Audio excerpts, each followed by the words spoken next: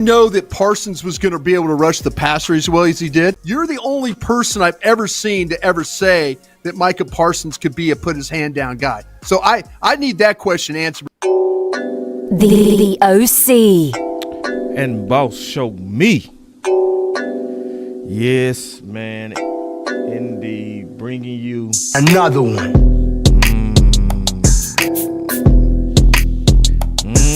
Your boy Boss done slept on it. He slept on the game.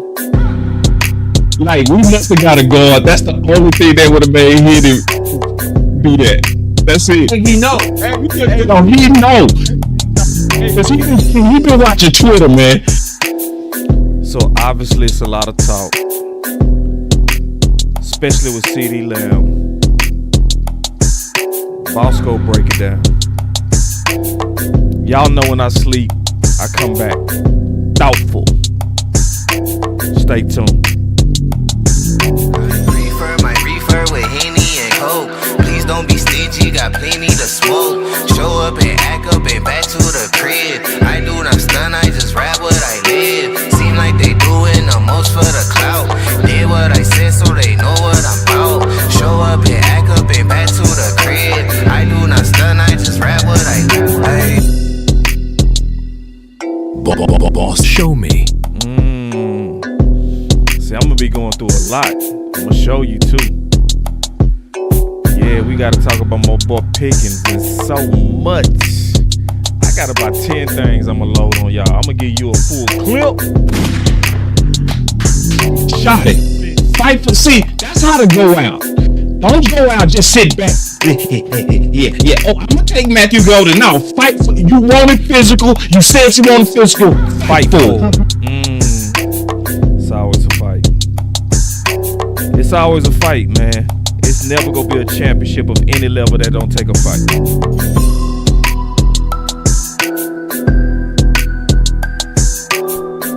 On every level. Oh my God. Somebody else said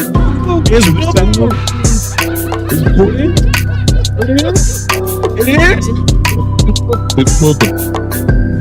Boss Cowboy Sports, where your voice matters. I be that nigga with the ice on me. If it costs less than 20, it don't look right on me. Y'all thought I forgot. And y'all thought I stopped. Nope. Nope. Oh, man.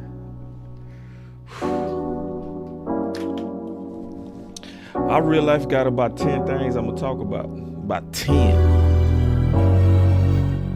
10 things that I really, really observed from the game.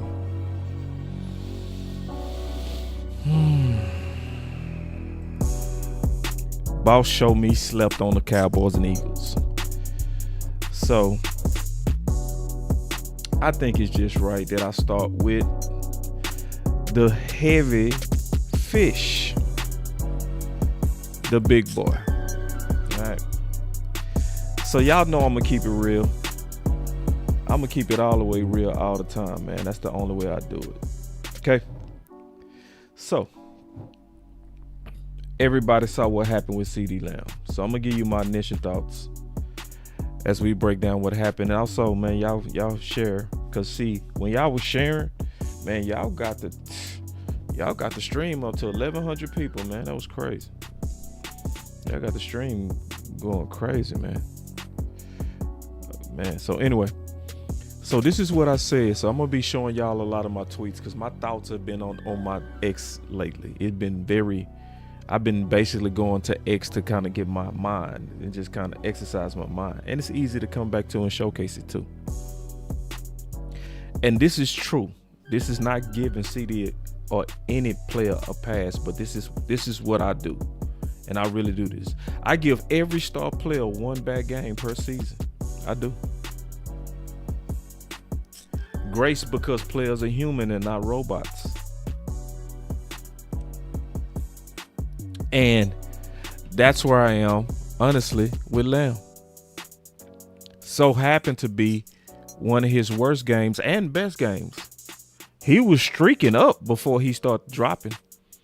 He was streaking. He was looking, you know. So I'm just telling you, I do that with every star too. I'm giving Dak one. I'm giving Pickens one. Anybody that's considered a star. If you're a star, I'm gonna give you at least one game just to not be at your best. Just sometimes it's not your day. You know? Just you get no more. All right. So that's number one. Number two, I want to show y'all real quick. Let me go back to my X. I forgot to have this ready, so I gotta find it. All right. But I'm gonna find what I said real quick. Y'all give me 1 second to find this.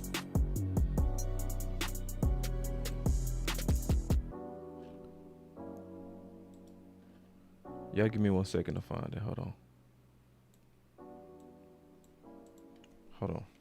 I gotta find something real quick. So what I'm looking for, and I'm getting ready to pull up.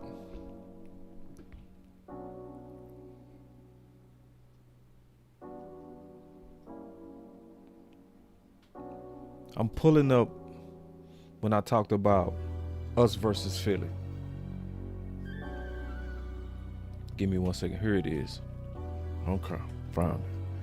So, this is what I said with us versus Philly.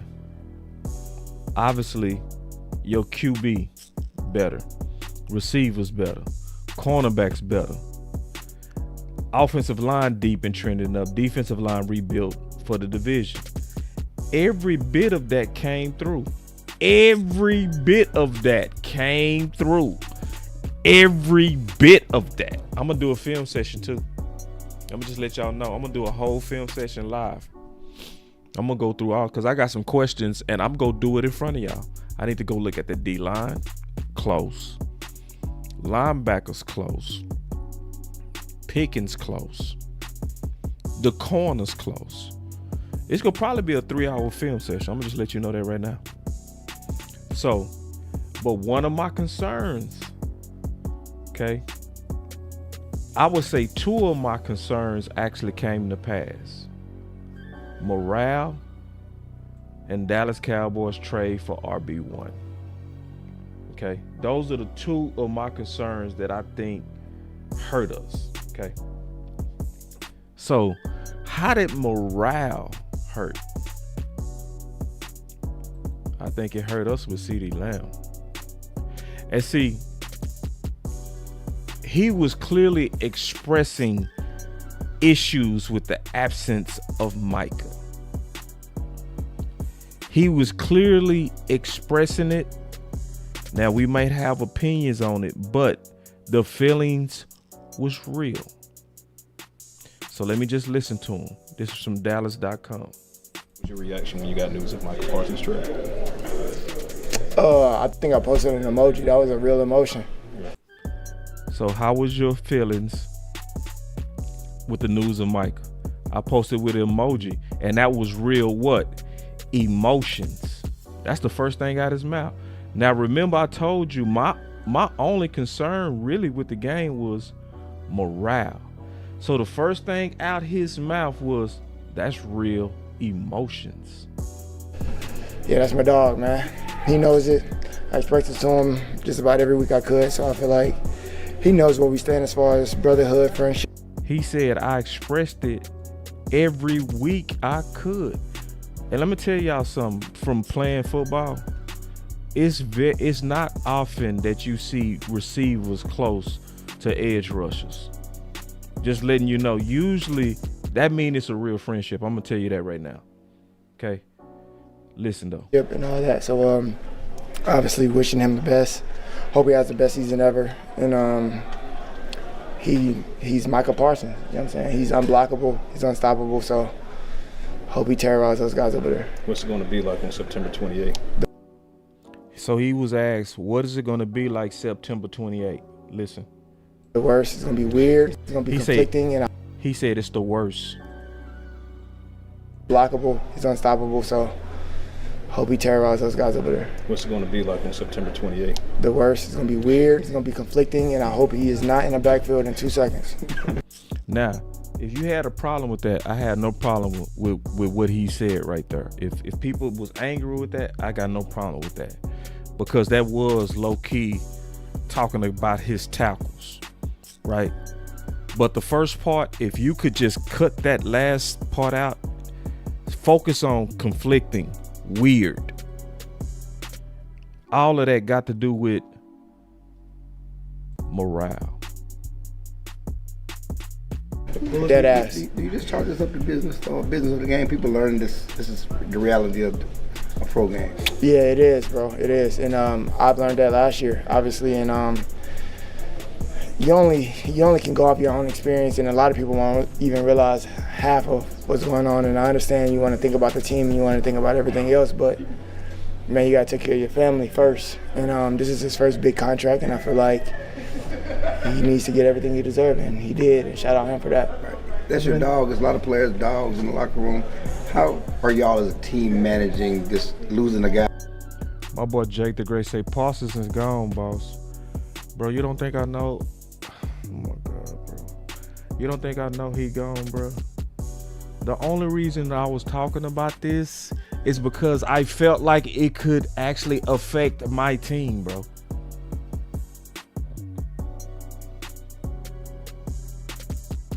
And I'm showing you that it likely did.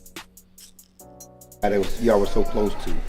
Honestly, it sucked. A lot of people on the team, I mean, we're really close with Micah, and he was really good with a lot of people. You know what I'm saying? He can relate to a lot of people. He loved to compete. Him as a competitor, him as a player, him as a brother, him as a friend. And overall, like I said, bro, he would be missed for sure by me and a couple other guys that I can name off the top of my head. But, I mean, obviously, I'd rather not. But as for him, again, I wish him nothing. So basically, he clearly saying some of us was really, really, really cool with him. And just look at all the words. Conflicted, it sucks. Just look at all the words, but keep listening. But the best, and I hope he stays healthy throughout this whole season and go kill it. Was the whole locker room surprised by this decision? I mean, yeah, essentially. Some people knew more than others. I didn't know anything. I didn't know what was going on. I just assumed that he was going to get a phone call, that he was going to be coming back here and he was going to get paid. I just didn't know how much. Now, was the opinion of Micah, did everybody feel the same way about him, or did some players feel what opinion? I don't. Just in terms of how he ruffled feathers in the front office during the process? I don't know anything about that, honestly, but he ain't ruffled mine, that's for sure. Did everyone love Micah, I guess? Yes. In my eyes, from what I've seen, yes. Has it been easy or hard for everyone to move on? Because there is a game. So he said, how hard is it for everyone to move on? My boy Jake the Great say, we may disagree on Parsons, I still love your content though. We may disagree on Parsons, I still love your content. Yeah, and it's not about Parsons. I know he gone. I'm talking about CeeDee Lamb. That's what I'm saying, Jake the Great. It's about him. And that's why I was warning, and I was saying my concern was morale. I wasn't just talking. And I'm showing that it likely affected him. I mean, yeah, for sure. I wouldn't say it was easy for us to move on, nor would I say it's hard. It's just, it sucks. You know what I'm saying? It's just like a repetitive thought. Granted, we did get a great player in Kenny Clark, so let's not override that. But as Michael being drafted here, I would have loved for him to finish his career and with a star on his helmet, but obviously that wasn't the case. But yeah, man, that sucked. All right, bright note. You being named captain, just talk about how that feels. That's surreal. It wasn't, I didn't think it was real until he gave me the patch, honestly, and I've always wanted one for sure, and to lead the troops, and for those guys to really trust in me, and that speaks volume of the organization. They believe in me and my ability to lead, and yeah, I'm gonna take it around with it, man. Yeah, that tells you where your growth, because you was Amari's little brother. That sure. was still am. You know what I'm saying? You was learning from them. Now people are learning from you. Yeah, no, for sure. If those who don't. I need to go back to the words that he said, because one of the things that he said, let me see if I can find it. He said that basically it's like, hold on, let me go back and find it. Hold on. I didn't know what was going on. I just assumed that he was going to get a phone call, that he was going to be coming back here and he was going to get paid. I just didn't know how much. Now, was the opinion of Micah, did everybody feel the same way about him? Or did some players? What opinion? I don't. Just in terms of how he ruffled feathers in the front office during the process? I don't know anything about that, honestly, but he ain't ruffled mine, that's for sure. Did everyone love Micah, I guess? Yes. In my eyes, from what I've seen, yes. It's been easy or hard for everyone to move on because there is a game. I mean, yeah, for sure. I wouldn't say it was easy for us to move on, nor would I say it's hard. It's just, it sucks. You know what I'm saying? It's just like a repetitive thought. Granted, we did get a great player. That's what I was looking for. See, listen, y'all. This is where some of y'all got to stop that. He gone. It's like, no, you got to listen to people, man. You got to make sure that the people mental is okay, bro. What did he say? He said it's a repetitive thought. Listen. Yes. In my eyes, from what I've seen, yes. It's been easy or hard for everyone to move on because there is a game this week. I mean, yeah, for sure.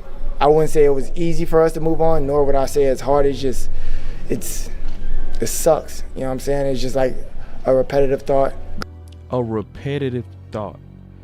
So let's just think about this. So what did you see on the field?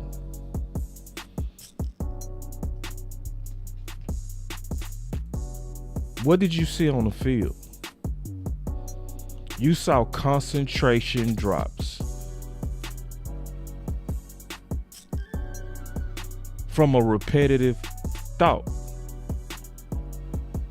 So basically, it was hard for him to shake the fact that Micah was gone. See, I know a lot of us will say, boss, move on. It's like, no, this ain't got nothing to do with Micah. I'm talking about the morale. And that's what I was always talking about. And that's what I was always warning about. That's why I said before the game, because everything that I said good happened. Your QB balled, your receivers balled, except for the concentration drops, but they was better than the other guys' receivers. They ain't do nothing. Your cornerbacks balled. That's why Hurts had to scramble so much, because there was nothing open downfield. Your offensive line was whooping straight ass, especially on run blocking. And your defensive line showed up, especially with Clark. But my concern was real, morale. Especially when I saw that Dak didn't address it. Listen. Captain, and certainly you were a leader before you were named captain. The pulse in the locker room, what's the feeling? Some of these young guys were close, certainly guys on defense were close with Micah. How do you get them to divorce from those feelings and focus on, we got to get ready for Philadelphia? I don't know what the locker room is feeling right now.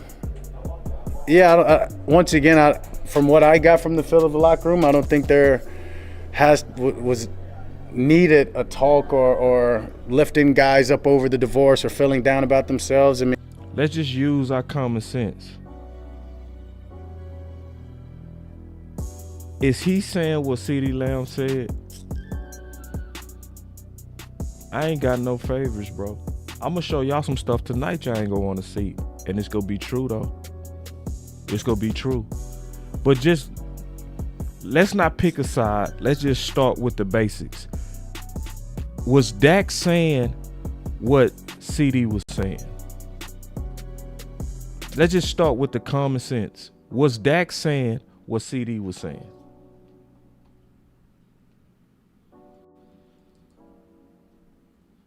Because he said, based on what I saw, I don't see no issues in the locker room.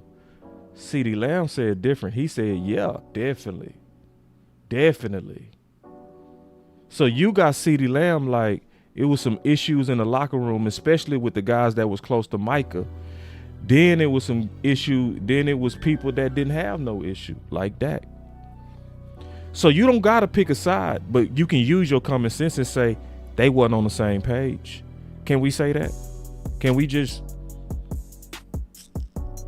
Now, in my opinion, and I was saying this before it happened, I felt like Dak needed to pull them dudes to the side. And I tagged Dak too.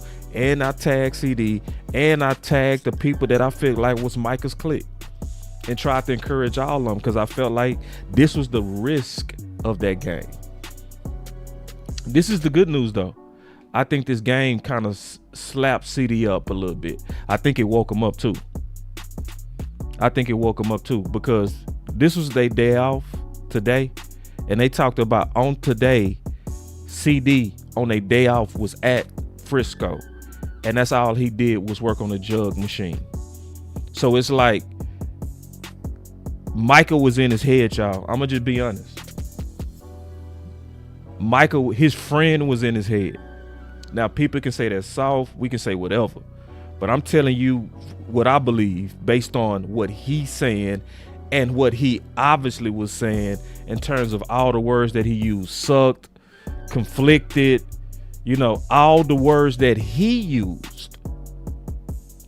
He said it's a repetitive thought. So this is the pattern that I see with the Dallas Cowboys. This is why if you see an issue mentally, you have to address it. See, a lot of us fans, we say stuff like, boss, they're grown. Come on, they're professional. No, they just got to be mentally tough. And I'm telling y'all, these people are not robots. Some people don't turn their emotions off. I think I could, but some people don't. And if you see your brother is likely having repetitive thoughts, it's up to you to try to help him. That's why I tagged him. I don't do that shit for clout, bro. I do that because it was like, I saw it. I was like, no, it's real. It's real. And I don't have no big voice in the locker room. I'm going to be a stranger to them, but I'm going to try to be that stranger that says, I relate and I see it and I experienced it and I understand. Let's whoop Philly ass. So, because a lot of people would be like, yeah, they need to get out. And so let me say this, and this is the big point, because this might not be the last time this happened. It might be 3 years from now, something like this might happen. But this is what I notice about just team morale. Mental issues equals concentration issues. Do y'all remember when Mike McCarthy said the team looked nervous the first time we was getting ready to play San Fran? Do y'all remember that? What happened in that game?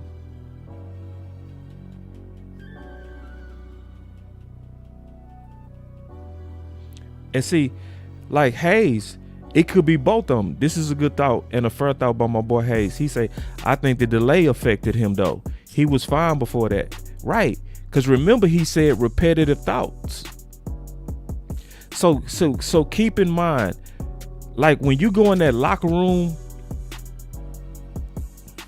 and you used to your boy getting you hype and stuff, right? Maybe giving you that speech that get you going. So you don't know what like got him going. A perfect example is Michael Irvin used to always before games get with Emmett, and they used to say double trouble. And they used to do that because one of them was 22 and the other was 8'8". So they, before the games, they used to be like, bro, we double trouble. If we don't come through, it's over. It was their pattern. And how they psych themselves up to be at their best. So before they always came on the field, they used to look at each other and say, double trouble. Now just imagine that's your pattern for years. You start looking for your brother. You start looking for him. You start looking like, man, shit, we got to get our tradition on, bro. We know what we say before we get on. Double trouble. You didn't have that now. Not Emmett walking out by himself. Now Irvin walking out by himself, and you don't have that tradition that got you in your head space. You know what I'm saying? So going back to what I said before, just thinking it through. Mental issues equals concentration issues. So when Mike McCarthy said he sensed nervousness, what happened in that game? What was epically happening in that game? Because we was playing a decent game, but what was messing up was concentration. Remember, it was a bunch of offsides. I think we broke a record in penalties. Because the mental issues that Mike McCarthy observed, he didn't address.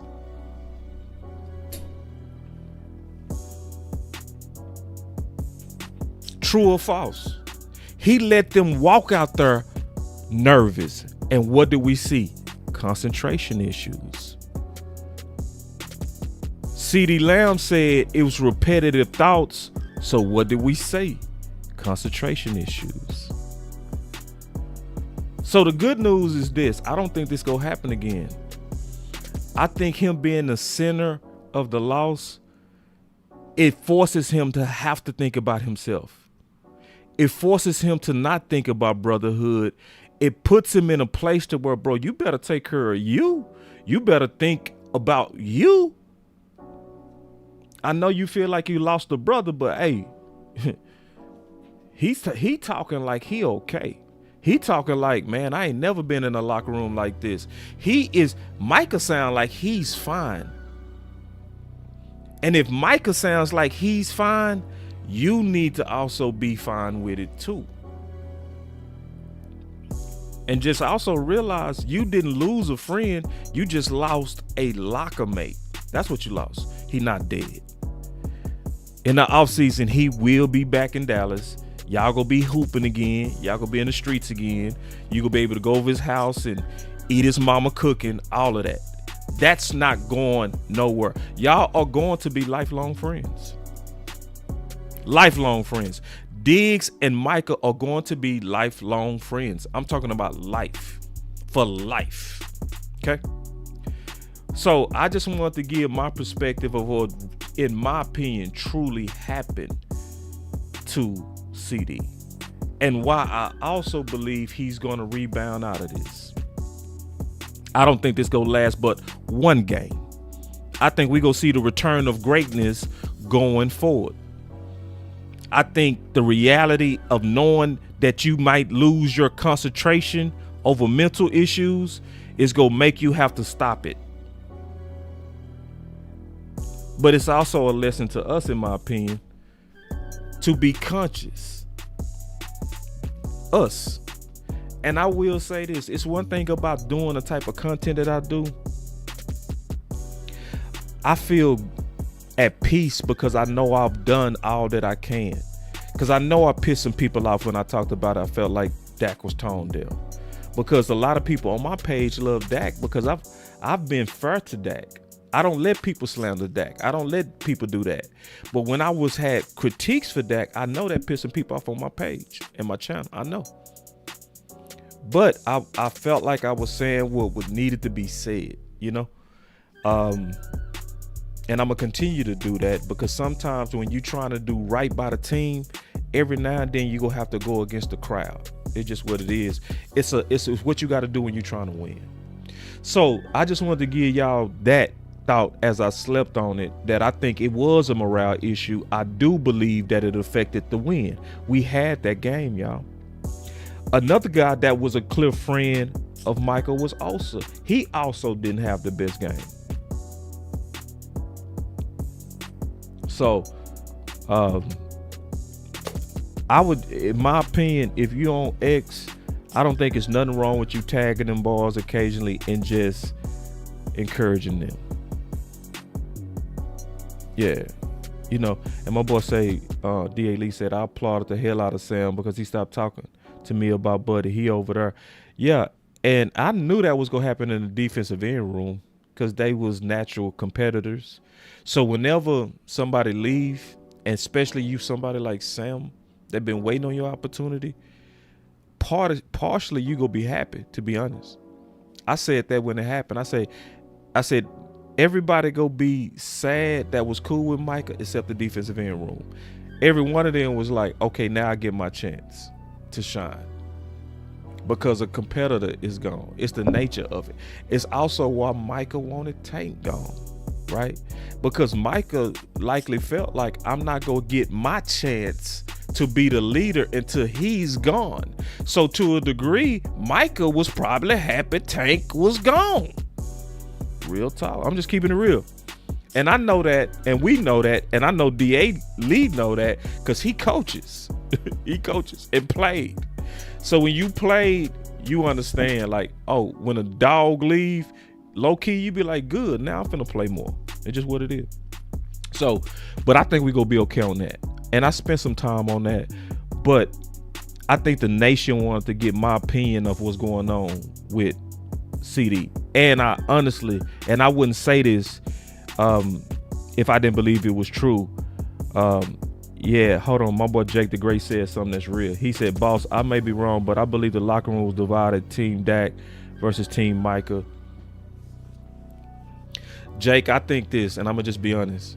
I think it was way more people for Micah than it is for Dak. I think, and I'm just being honest with you, I believe what's going on with Dak, this is just my opinion. I think Dak is almost like the elder of the room now.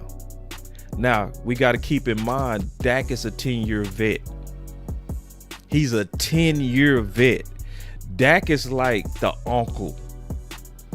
Dak could be the guy in there that's saying young man.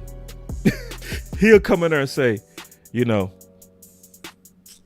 he'll say young man. He'll say some bullshit like that, right? He got 2 babies. He got a wife.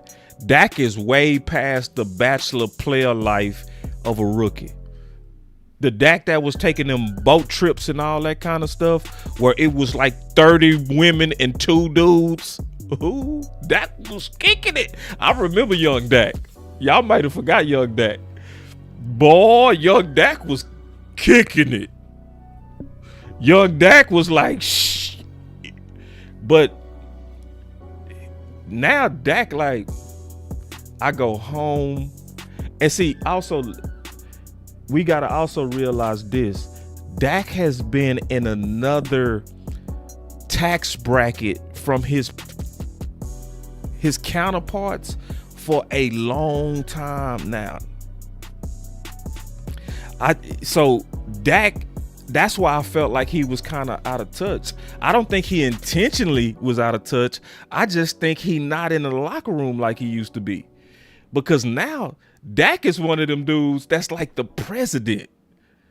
See, you got to imagine he's the dude on the team that's the multi-millionaire, right? So as the multi-millionaire, when some of your teammates living humble, he catching the Uber Black home every day. So every day when Dak leave practice, it's a Uber Black that it say, sir, your favorite meal is ready. He's almost living like Hakeem from Coming to America.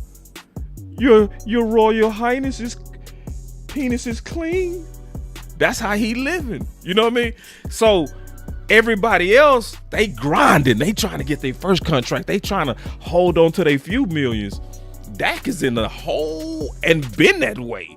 He been that way, honestly, since a rookie. Because he been getting that endorsement money for a while. So when you been living like millionaire lifestyle for 10 years, and then when you come in the locker room, you think everybody all right. But really, low-key, they treating you like you the boss. Y'all better hear what I'm saying, bro. And that's what happened to Romo. Because, see, when Dak was the young bull, Romo became the guy because he was the vet quarterback that lost touch. He wasn't hanging with the homies no more. He was the old head. He was Unc. So Romo come in and everybody, like if y'all rolling dice, let's say if y'all was in the locker room rolling dice. I say, listen, because I know what boys be doing in them locker room. Oh, man, put the dice up. Dak coming. Put them dice up, man. Romo coming. Shit. I'm serious, bro. I'm serious. Because he the unk.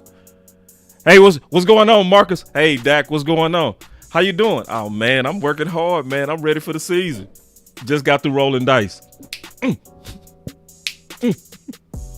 Man, put them dice up, man. Dak just pulled up. I'm telling you. So Dak, like, the locker room, fine. I don't think he intentionally lost touch. I'm just being honest. It's just that his lifestyle's so different. It naturally can happen. Just being honest. It don't mean he's an asshole. I'm just telling you, sometimes when you Dak and you already a celebrity, right? And then let's say if I'm an undrafted free agent, I'm gonna treat him like he the president if he come in. Hey, Marcus, how you doing, man? You had a good day? Oh, appreciate that, Dak. Just working hard, man. I'm trying to be like you, bro. Man, you doing good. You gonna make the team. Appreciate that. I'm gonna treat his ass like a boss. Like a boss. Even if he cool, I'm gonna be, yeah, boss, yeah. Yeah, coach. I might call his ass coach. Yes, coach. Dak. Then when he leave, get them dice. Let's go. Come on. Hey, where we going tonight? Don't tell Dak, bro. Don't tell Dak. You know, he be with his lady, bro. I don't need him to know all that about me. I'm just being honest. So anyway, that's what I feel like happened, man. Let me get on to some more stuff. This is going to be interesting now, what I'm getting ready to talk about. I'm going to talk about my boy Pickens, man. Now, these next parts I'm going to go through fast. I'm going to go through these fast. It's not going to take as long as that one. But obviously, that was a concern. But we got to talk about my boy Pickens. Okay. And this is what I said on Pickens. I said, I do understand going at CeeDee Lamb for game one in the big moments. But as the season progresses, the Dallas Cowboys, remember, Pickens was the #1 deep ball receiver in 2024. Please don't let the glory of the Legacy 88 cloud common sense of play calling strengths. I know y'all feel me on that.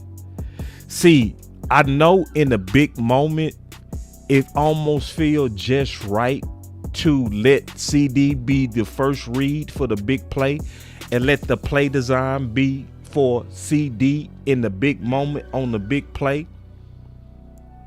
But the #1 guy last year in deep balls was Pickens out of all receivers.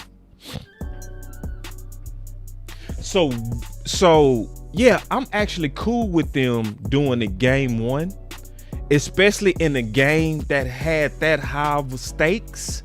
With the stakes so high, yes, you go at 88, yes. But during the season, it's just right. Reaction when you got news of Michael Parsons trade. Hold on, hit the wrong button. It's just right that if he get going, especially on deep ball production, yeah, he need to be trusted too in the big games. Because I'm going to tell y'all something, and I'm being all the way honest. If we do that our guy stuff with Pickens, I'm going to tell you right now, it's going to start going down, and it's going to start going down fast. Yes, I said it. I know a lot of us love Pickens, but if you trying to just target CD because he's the 88, and you not allowing those guys to even compete against each other for targets, and you have these predetermined targets, it's going to frustrate Pickens, and he's going to start showing it. And I'm going to be honest with y'all, I think it has already started.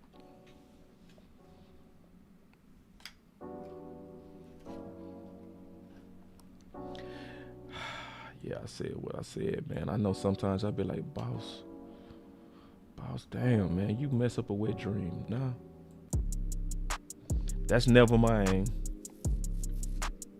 But I do believe that it's already started. Now, hear me out. We do remember Amari said that we can tell during the week who go get the targets based on practice. I do remember people like Cole Beasley saying front office dictates who's gonna get the ball. That's why he said, I always 8 and 2 minute drill because it's unscripted. And that's when you have to earn your targets. You remember Cole Beasley saying that? So when you start seeing multiple generations of receivers having the same concern, you have to consider it as a possibility to happen again. Let's never forget that when they put that 88 on CeeDee, that we had a number one. We had a number one. His name was Amari. And CeeDee was the clear number 2. He was not yet ready to be the number one. He was the rightful baby brother of Amari. And he even said in this interview that I showed that he's still the little brother of Amari. But when you looked at the targets, CeeDee Lamb had 144 targets. Amari had 104, which was equal to Schultz. These receivers are not stupid, man. They not stupid. And if Pickens starts sensing politics, he not gonna take it well. He not gonna take it well. And I honestly feel like he the self-destruct type. Just being honest with you. So, I'm gonna give you an example. So,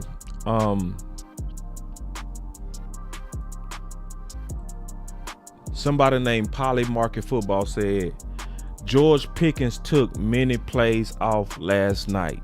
Sad. And from me looking at it,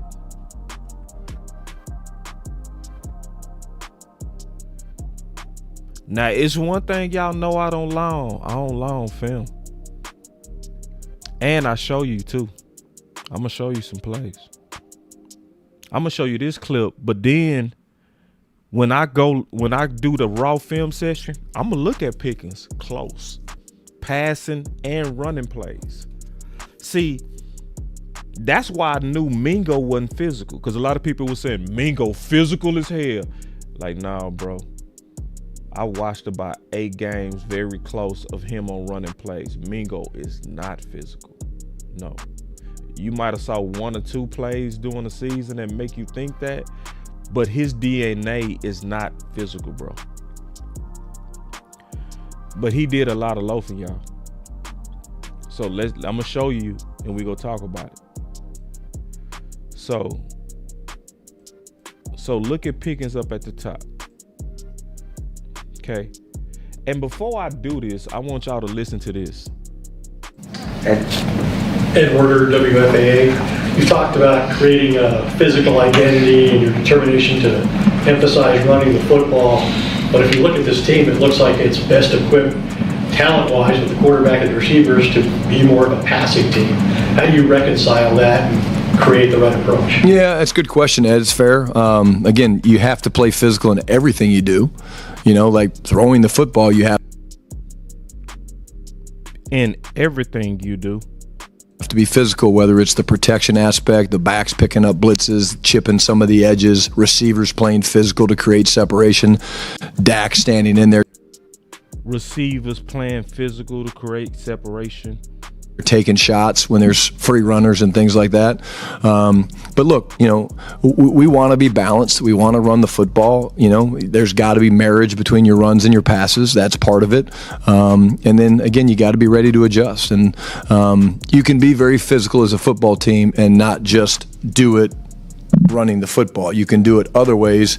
And not my statement, but somebody told me during the interview process as we were putting our staff together, They said the way that you can tell a physical football team is by looking at the smaller skill guys. And if those guys play physical, then you're a physical-ass football team. And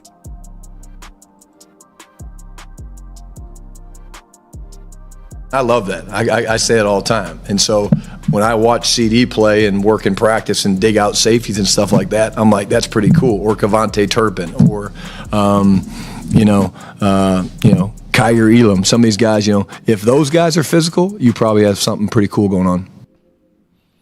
So what is the major way that your head coach, determines if his whole team is physical? I like when Voss say this, because he say, take notes, is going to be on a test. What's Brian's clue to know if his team is physical? I'm waiting on y'all answer, because I'm not going to give you the answer, because he just told you. I'm just see if y'all was paying attention. What's Brian's clue if his whole team is physical? I'm waiting to see y'all answer. I don't see nobody answer. I'm gonna play it again because I think y'all might have missed it. Running the football, you can do it other ways, and not my statement, but somebody told me during the interview process as we were putting our staff together, they said the way that you can tell a physical football team is by looking at the smaller skill guys. And if my boy Voss say this all the time. It's one of my favorite sayings.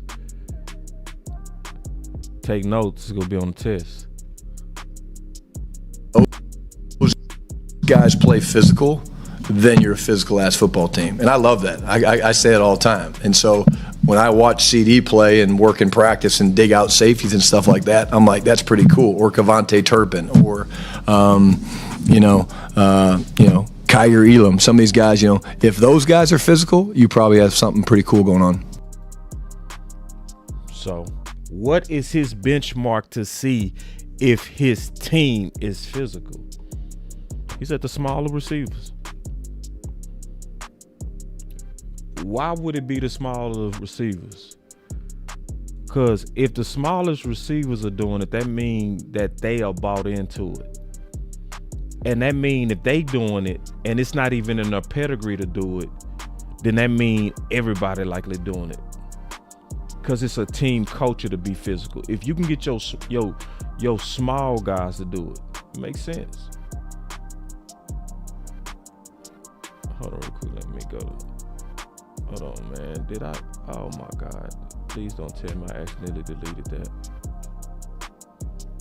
Hold on real quick. I think I deleted everything that I had queued up for the show. Did I? Hold on, y'all. Oh God, I hope I didn't. I think I did.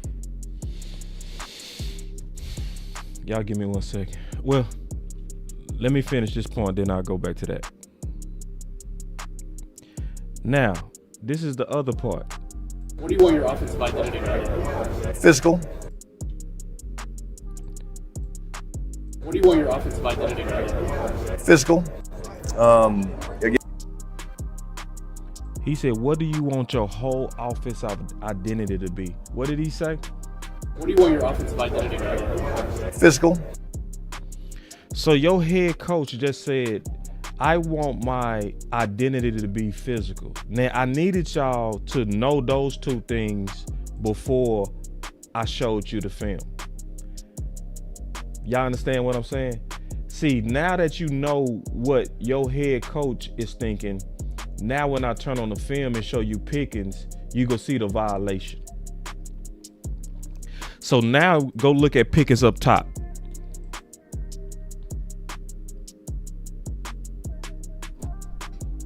Was that physical? Or was that a shoulder bump? A get in the way ass block?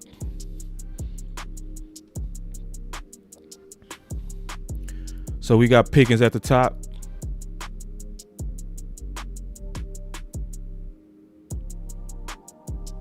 Pickens at the top again.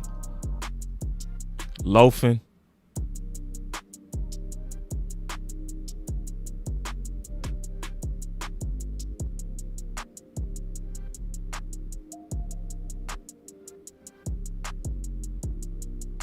And that's the see. Come on, bro.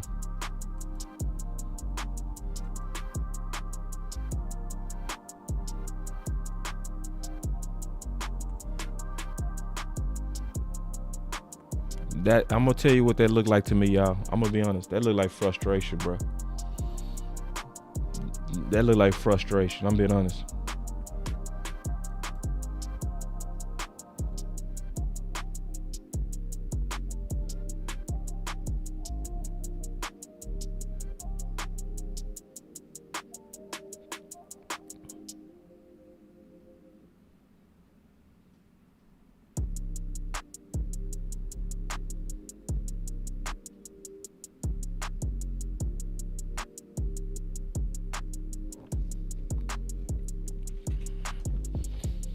So, your head coach saying,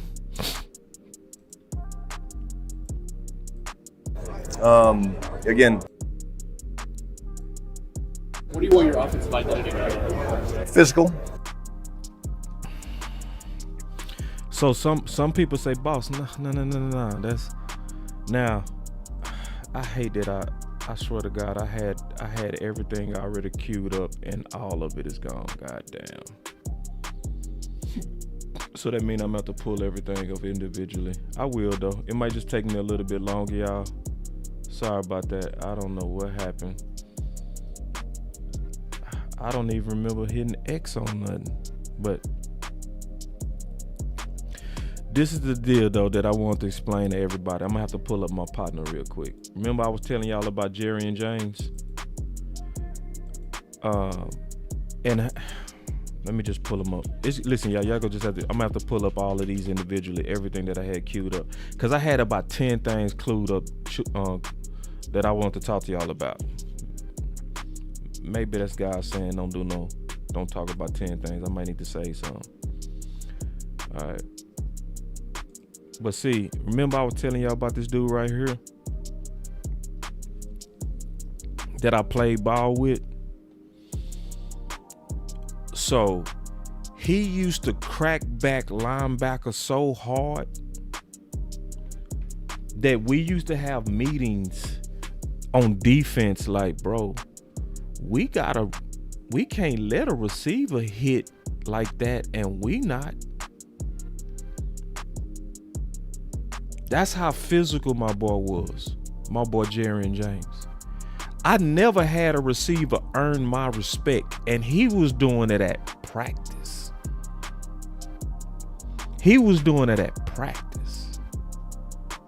So when somebody say, "Nah, man, was Pickens loafing? Hell yeah. Cause my boy Jerry James right there would have laid that safety the fuck out. And I'm telling you, I know for a fact. And Jerry wasn't even close to the size of Pickens. I'm being honest. So it ain't no way I'm gonna watch a dude smaller than you be tougher than you, but then give you a pass if I know my coach wants the whole identity of the whole team to be physical. So I'm gonna be keeping my eye on that. And we go do a joint film session where I'm gonna open up the whole film, because there's some things that I was starting to take a peek at. We're not supposed to be able to know it's a running play based on your effort. So when it's a running play, you coming off the ball lazy. When it's a passing play, you streaking off the ball. What does that tell you? What does that tell the defense? Man, think about it. See, I don't kiss ass. That's one thing y'all gonna learn about me, bro. I don't kiss Dak ass, front office ass, Pickens ass, CeeDee Lamb ass. I don't kiss nobody ass. If you not doing what you got to do for the team, I'm gonna say it. Now, I know it's a lot of content creators. They'll be tough as hell on Micah Parsons and soft as fuck on front office. It's a whole lot of people that'll be soft as hell on Dak, but tough as hell on Zeke. I don't have no favorites, bro. I'm just being honest, bro. If I'm watching, but then I will also ask why. Why are you not playing like we've seen you play at Georgia? Who remembers him at Georgia? Who remembers how much of a bully Pickens was? Do y'all remember Pickens used to just come off the ball and just hit corners in the mouth? Do y'all remember that? Who remember that? All the people that's in the draft community. Who remember Pickens at Georgia?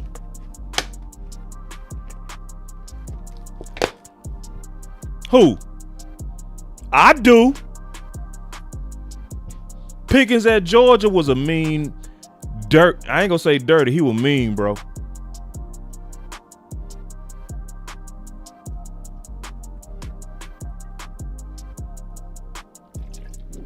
I feel you, D.A. Lee. On Wilson, I totally feel you. And my boy Truth say protecting himself. It could be. That's a good theory. I like that, protecting himself.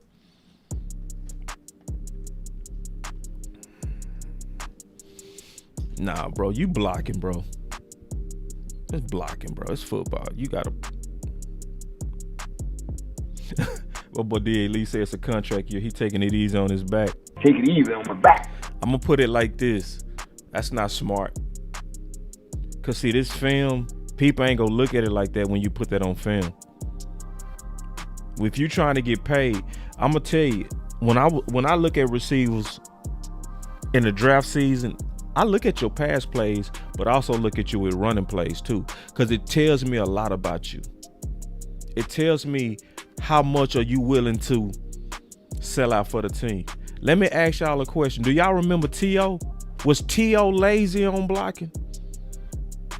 Was Hines Ward's lazy on blocking? Do y'all remember them boys? Was Michael Irvin lazy when it came to blocking? Was Novacek?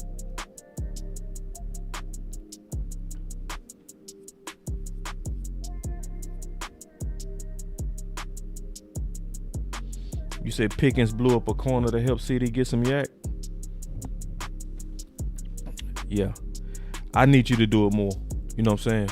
So anyway, I'm gonna keep my eye on that. And it's something that I want him to do better with. And everybody, receivers need to block, period. If your head coach is saying the way that my whole team is judged by y'all, you gotta take that serious. And that's all I'm gonna say about that, bro. You gotta take that serious. So the next thing, let me just try to pull up everything all at once, because I hate that I just lost everything that I was gonna talk about. That pissed me off so bad, because I had it already ready for y'all. But the next one is easy. The next big subject, Javonte Williams. And I'm talking about all the things that I slept on, all the things that I peeped. And we're going to look at the film on all this too. Okay. So, my thoughts on Javonte Williams was exactly what I already said, that a lot of us, in my opinion, are falling for, in my opinion. So I'm going to click on this and show you. And we were just talking about it real quick. I said this about Javonte Williams. So y'all thought I would stop the campaign for RB1 over Williams playing good? Oh, hell no! No, God! No, God, please, no! No! No! No! No. The campaign continues. A Taylor, Bijan, or Kamara gives Dallas a Gibbs Montgomery. Right now, you have a Williams Sanders. Let's just use our common sense. Because Williams play good, does that also give you confidence in Sanders? Oh, hell no. So he talked about competition Wednesdays. Yeah, we need to see some changes. Blue, you up. I ain't gonna get in my competition Tuesday show, but hey, shit. Come on now. And even with Blue, it's still trade for RB1. Cause you not gonna sell me that a gadget back is a true complete back. You ain't gonna sell me on that, bro. Not versus starters. Nope. The campaign continues. Yeah. Because if you get a Taylor with Williams, now Williams is a quality RB2 and he is truly your thunder. We just need some quality lightning. But what I don't understand, man, and I just mean this, what I don't understand, it is so many Cowboy fans that's like hating the idea of improvement. It's the weirdest thing in the world. It's people like, I'm ignoring them because every time I talk about improving the running back room, they protest it. It's the craziest. Like Bijan a pipe dream. It like go get Cal Pitts. Bro, who gives a fuck? It's like, bro, are you gonna help or not? Like, are you gonna even talk about the other guys as an option? Or you trying to show me how smart you are and saying it ain't gonna never happen? I'm gonna tell you, bro, I can't stand people that critique ideas with no ideas. I hate them type people. It's like, bro, if you ain't got no ideas, I don't want your ass showing up to tell me how bad my idea is.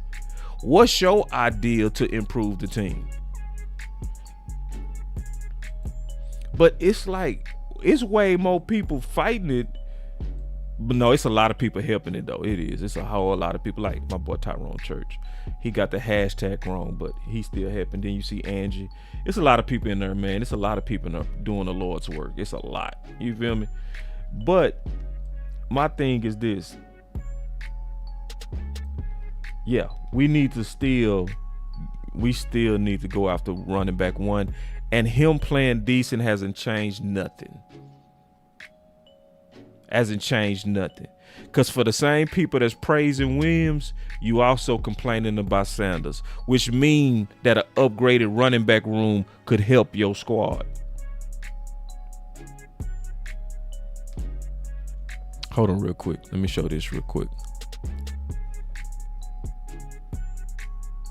Thank you, bro. Look at this super chat, man. This boy's preaching. Let me just wait till it focus. Yeah. He said, boss, what Philly did today got a DE. Great teams always look to improve. Always. Can y'all clap it up for Cowboys Trey? Can y'all clap it up for him for speaking the truth?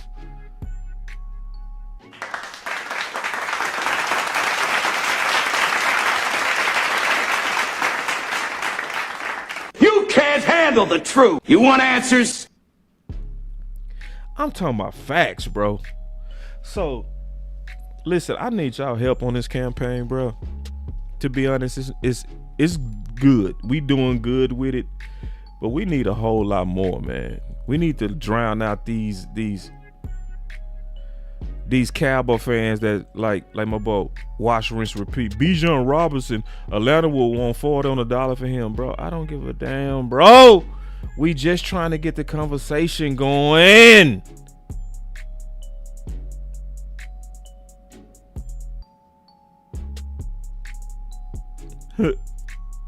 My boy said we already have Gibbs in blue. God.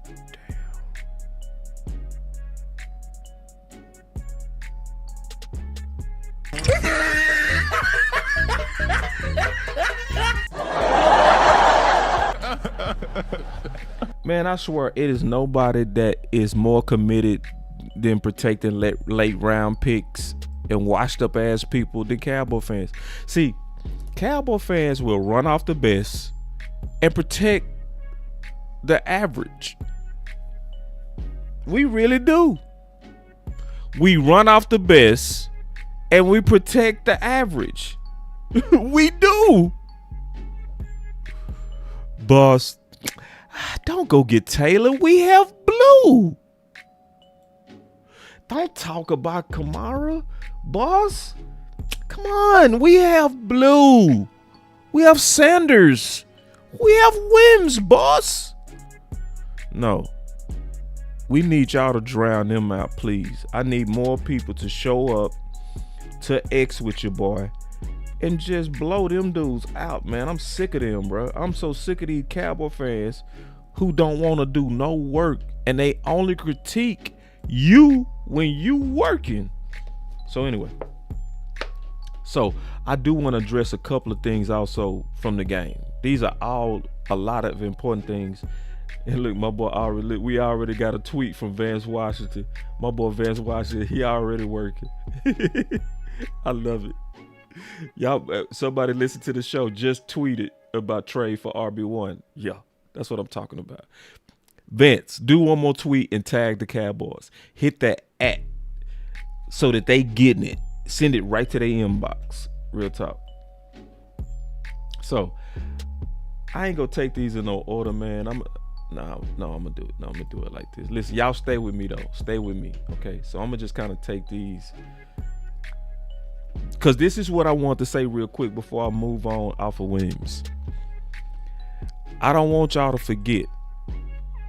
I don't want y'all to forget that us working together got Key Allen to Dallas when we was trying to get Keenan Allen.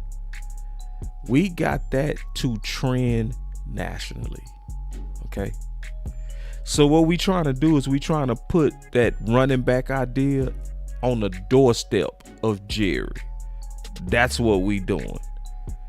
Now, it's some people that don't believe we matter. They take pride in saying, know your place. Them billionaires go do what they want to do. Boss, know your place.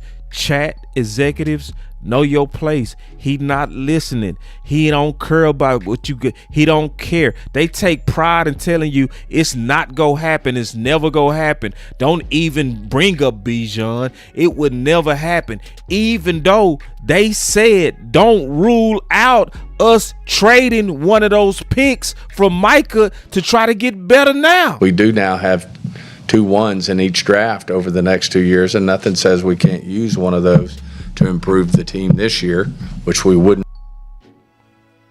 Do I need to play that again? We do now have 2 1s in each draft over the next 2 years, and nothing says we can't use one of those to improve the team this year, which we wouldn't rule out this year. Now, they said that 4 times. They literally said that, but boss, Bijan is not possible. It wouldn't happen. We do now have 2 1s in each draft over the next 2 years, and nothing says we can't use one of those to improve the team this year, which we wouldn't rule out this year. Yeah, and they do lie a lot, James. They do. And I ain't gonna fight you on that. They do lie a lot, but also I will say this: they won line when they said that they was looking to trade, and when they went and got Pickens, they won line on that. When they was leaking that they was talking to Pickens and talking to that other receiver, I forgot his name, for the Ravens, they won line on that. You know what I'm saying? So sometimes they lie, sometimes they tell the truth. I think the worst thing that we do is when, as fans, I'm gonna tell you the worst thing we do is when they showing sick. See, when we go out there and we cheerlead that Michael is gone, we be like, yeah, I'm glad his ass gone. Well, they like, oh shit, they already happy. We ain't gotta do nothing. Because they already happy. So for the people that be leading these campaigns, it was Bateman. Thank you, Crystal Info. For people that be leading the campaigns on, yeah, man, they are so smart. Front office, man, they've changed. They doing shit different. Like when you start like pumping them up, they be like, oh, shit, they happy. Now, if we would have been revolting and mad about Micah and saying we want a running back, they would have got that shit yesterday. They would have went and got it yesterday. Cause see, they always concerned about what we think because we spend money. Yeah, now I will say, so Jerry, Steven, and some other people in the front office, they do get a printout. I don't know if it's daily, but every couple days of, oh, hold on, you know, Twitter things that, you know, are being written. And if a rich man is getting a report every day or every other day and the whole Jones family, it's not important to them. Terrence Parson sent me a video showing me that they got a room dedicated with a bunch of employees on nothing but what's been said about the Dallas Cowboys. Vach alluded that it's a list of content creators that they know by name. Yeah, it's like, yeah, your name will be on the list and you think you just a nobody content creator. You think your voice don't matter, and then they getting a report about what you saying. But you don't matter. We don't matter. No, you matter. And it's just, are we smart with how we use our voice? That's the thing. Do we even try? Do we hashtag? Do we do anything? Now, they say they get a report, but what did you do to push the idea to his doorstep? What did you do to put the idea in his inbox? What did you do?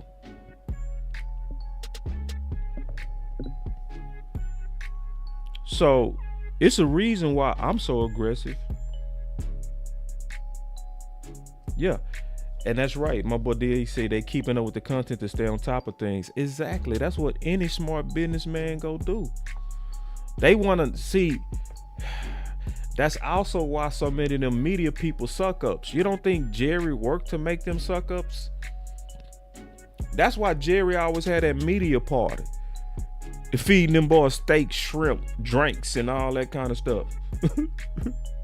So when he need a favor, he be like, man, say, listen, man, I need you to put this out for me.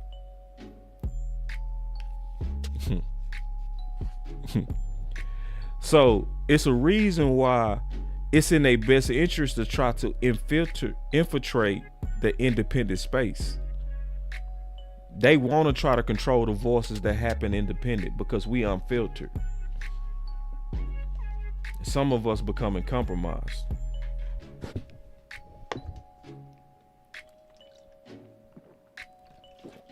I'm gonna say this.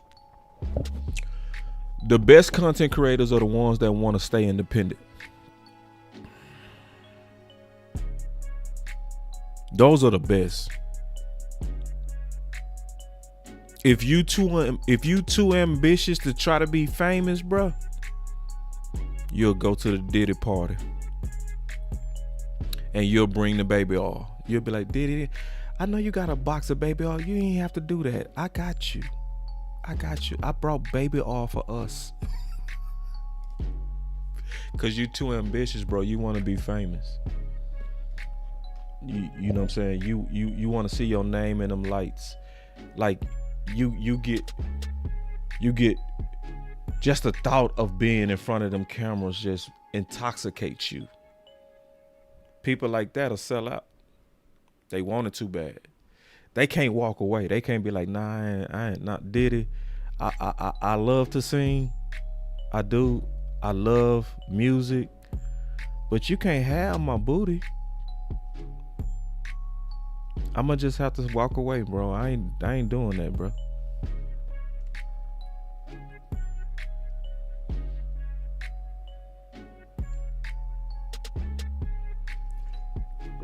So sometimes you gotta be able to look at the majesty and the glory of Frisco and say, nah, I'm good. I'd rather work for ESPN. I want something higher than that, where I ain't got to compromise. I want to work with FX1. I want to work with something bigger than that. So anyway, let me go back to some of these other things that I talked about. And I'm sorry, y'all. I had it all ready to go. I'm gonna be faster now, though. I'm gonna be much faster because now I gotta scroll through. But I'm gonna talk about some of these high points from what I slept on. So listen, y'all. Before I move on, though,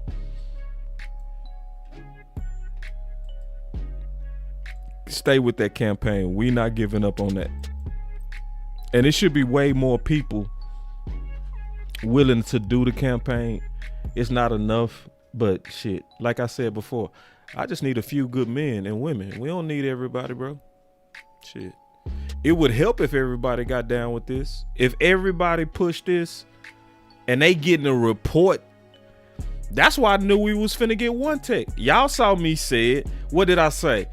Y'all saw me say it before it happened. I said the noise on one tech has finally got to what wide receiver was. Didn't I say that? I said it before they picked up Clark. I say I'm listening and I'm watching. See, once Jay Tor went out there and got blew off the ball and everybody started talking about it, I said they finna fix that shit. Then I said it before it happened. I said, yeah, they finna fix it. I wasn't even tripping. I say the film out now. So everybody that was sitting back not saying nothing, they start talking about it. And then as soon as I saw all of us talking about it, I said they finna do it. Cause they get that report on their desk and they be like, oh shit, this is important to the fans. We need to make them happy. They want that one tech. But when it was just me and Lou and Tuck, just a few of us, nah, fuck that one tech.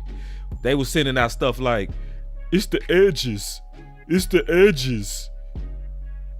I'm hearing one tech and it's really the edges. It's like, bro.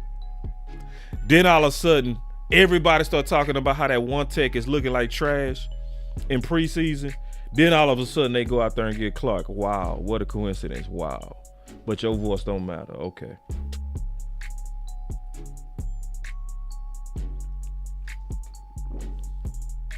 Now, this is something else I noticed that I think we need to push for too.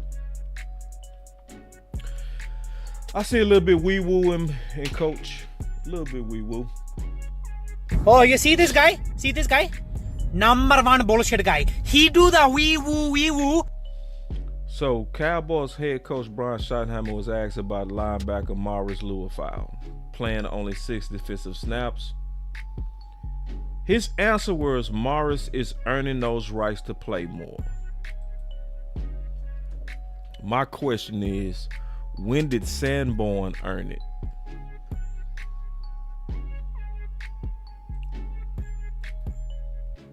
Can somebody answer that question? When did Sanborn earn the starting job? When? Who remembers that he hardly played linebacker last year? Who remembers? I do. Who actually played real good when they played linebacker last year? Morris Lewis-Fowl. So why has he not already earned the right over Sanborn? Can somebody answer that? When he played more? Can I ask you a question? Who flashed more?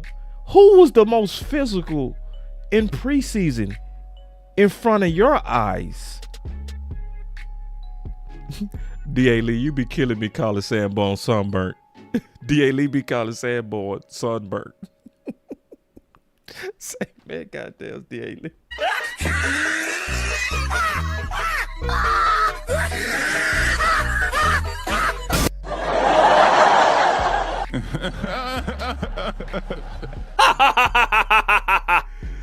Nah, but can somebody answer that question? When did Sanborn earn it? Can somebody tell me what did Sanborn do in Chicago that earned it to where he just came up? Man, you killed me with this damn call that boy sunbird, but that's cold.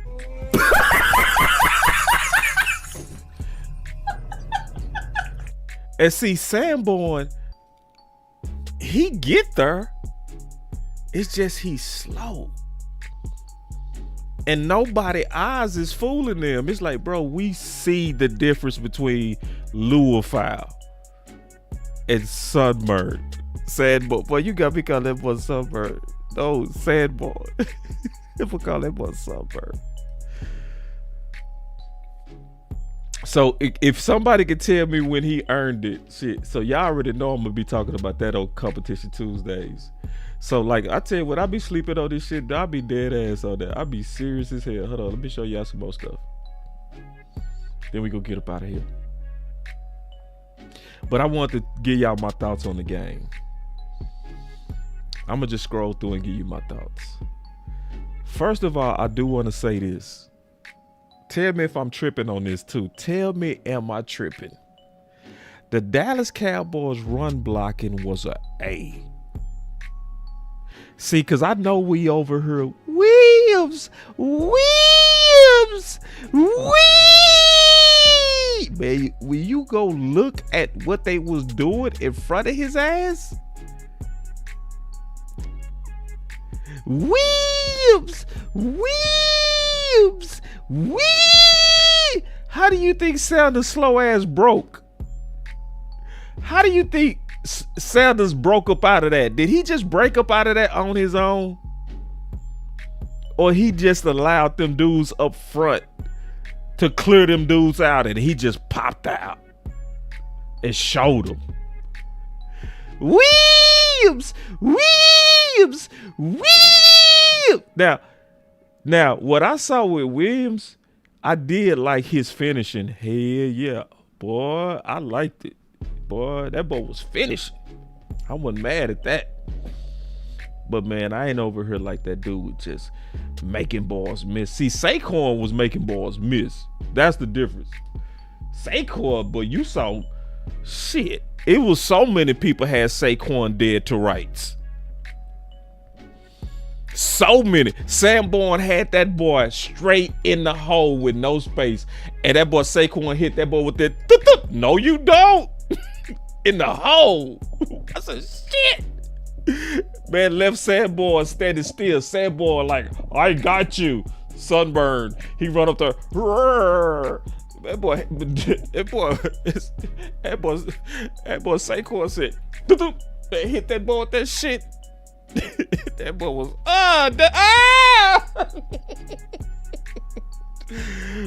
So first of all, let's get it right. That run blocking was a damn A. It was a A. But boy, that pass blocking, I'm gonna be honest. What the fuck is that? So, I mean, I think that pass blocking go take about 5 or 6 games because them boys ain't had no preseason, bro. But when them two come together, when they been playing for a while together, man, wait till that pass pro catch up to that run blocking. Whoo, the league go be in trouble. That's why I say when both are an A, likely by mid-season, the Dallas Cowboys would be scary, like falling asleep with Freddy Krueger. So just imagine that Dak that we saw versus the Eagles. Just imagine that Dak with consistent, clean pockets. You telling me our offense ain't finna be Freddy Krueger? You telling me we ain't gonna be giving boys nightmares? You telling me we ain't finna be Freddy Krueger? Man, teams gonna be afraid to go to sleep. Look what we just did to the #1 defense. Man, we were cutting their ass up. Am I lying? Now keep in mind, that was the #1 defense last year, y'all.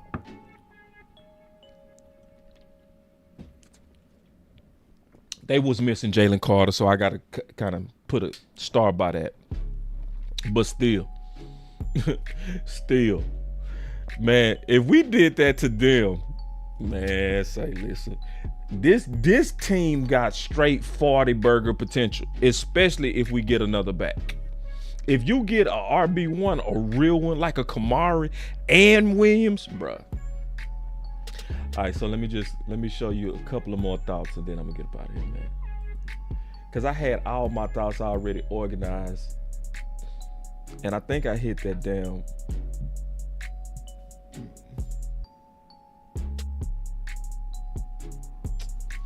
Oh my God, I'm not gonna address that goofy ass shit that I just saw on Twitter. Boy, man, so many panderers, bro. I can't stand these pandering ass boy. Hold on real quick. Y'all give me a second, man.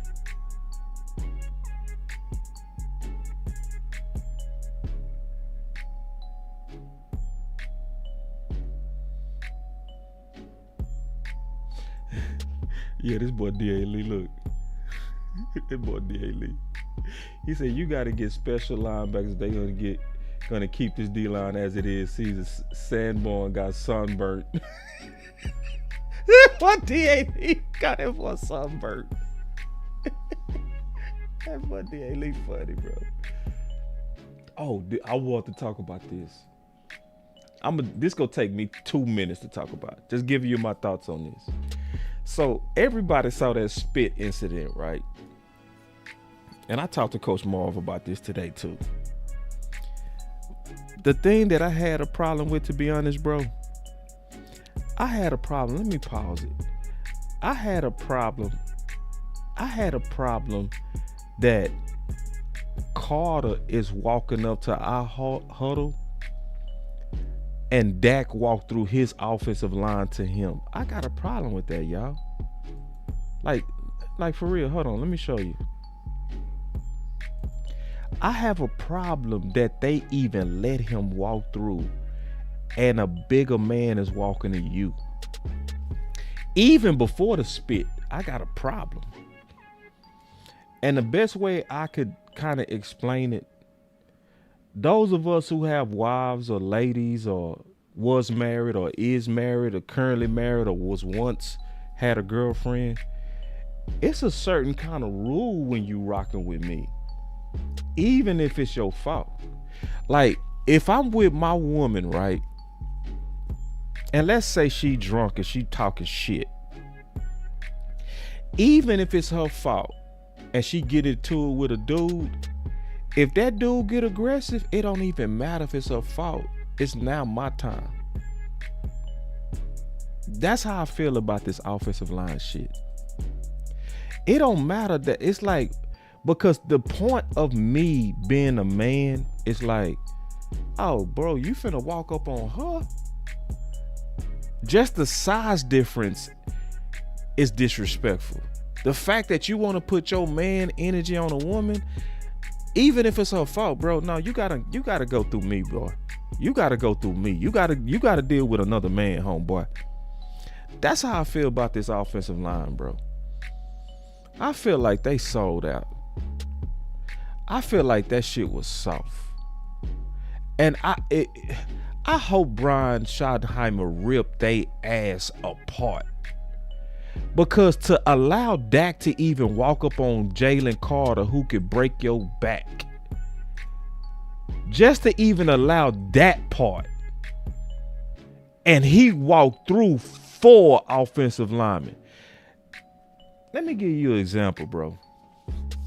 This is a true story, bro. When I was playing football, my head coach, Coach Helton, was older. He was fiery. He was a fiery head coach. But we was getting ready to play Tulane for the championship. Conference USA championship. And I ain't gonna never forget, one of they biggest players, they DTs, got in my head coach face. Man, that boy, we lit their ass. And my boy Belli, a white dude from Canada, played defensive end. He wired us up so fast. He went over there fast as hell, and he grabbed my head coach and he picked him up and put him to the side and got in his face and said, "What the fuck you trying to do, boy?" That's all we needed. Just that tone, just that you went at my head, coach. Oh, we finna bust y'all. But it was the fact that Bella, he ain't sit back and watch like, nah, my boy walked right over. He said, man, what? It was so G how he did it. He took my head coach. He said, he picked him up. He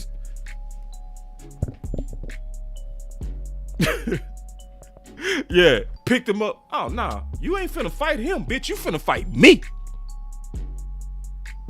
That's what I feel about this situation. Like, how? Like, how do you not charge up everybody? How like, Carter is walking up to the huddle. This is our sacred place, bruh. This is where we get the call. You walking up, and it's 1, 2, 3, 4, 5 offensive linemen right by Dak. Oh, nah, bro. Oh, nah. Oh, nah. Like, nah. They need to have a talk about truly protecting Dak. Would any one of y'all allow that with y'all woman? I'm talking to the men. Would any one of y'all allow that with y'all woman? Would y'all let a man walk up? That's why one of these content creators, he be tripping me out because he talk to women like men. He be like, bro, you wild, boy. You wild. And I saw that little old bitch ass signal you sent out there, like we finna box you at Frisco. Frisco ain't the place to box you. But I see you in the streets. I saw what you said. It ain't gonna have to be no cameras either. It's gonna be like, yeah, you talk real tough. Let me see you in the streets, outside of where we are working. Yeah, cause wasn't nobody gonna come at you in the majesty of Frisco. And that's where you want to talk shit, boy? All right. Okay.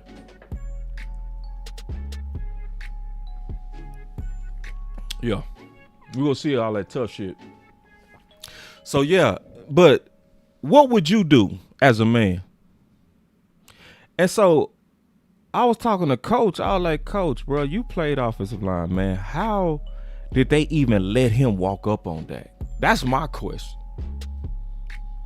And I just hope, Brian, since you said you're trying to build a physical team, this is to me where you charge up their manhood. This is where you say, bro, it shouldn't even got that close, to be honest. He never should even got close enough to spit on Dak. To be honest with you. He shouldn't have been able to get Dak shouldn't have been able to walk through y'all to get to him. That shit shouldn't have never happened. That's my message to them. How the fuck did y'all even let him walk through y'all to big ass Jalen Carter? Jalen Carter could have hurt him, bro. How did you even let that part right there happen? How?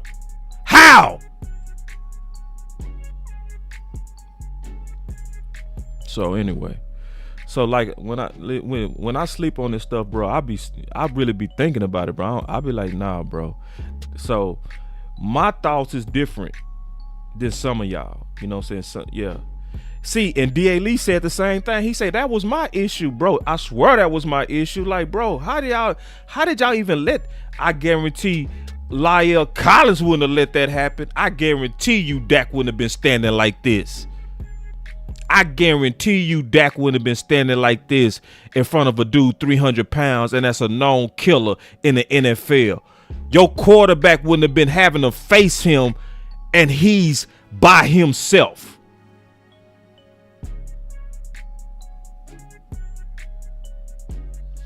And D Shift, bro, that's a good question, bro. See, D Shift, you asked a real question, bro. He say, why the team don't F with Dak? Hey, bro, I'm telling you, he might be Uncle Dak. You feel me? That's that Uncle Dak, bro. And that don't mean he a bad dude. It don't even mean it's malicious. He just need to maybe spend more time with them dudes, bro. They don't even know what to do when you move. Cause you the boss to them, bro. You the rich boss. You not one of them, bro. That's what I'm smelling, bro. And I know I ain't crazy. And y'all should know I love Dak. So I ain't gonna never talk no unwarranted shit at Dak. But I'm also like my boy D Shift, like, bro, something is off. D Shift, I see it like you, bro. Something is off, bro. And I think my boy Dak need to walk through the crowd slowly. You got to get, I know you got the babies at the house, but bro, you got to go back in that locker room sometime. You got to spend some time with them dudes, bro. And not just having a crawfish ball at your house, because that shit feel corporate too. My boy with the super chat, he say, if Sam would have spit on Hurts, he would have got jumped. Ooh.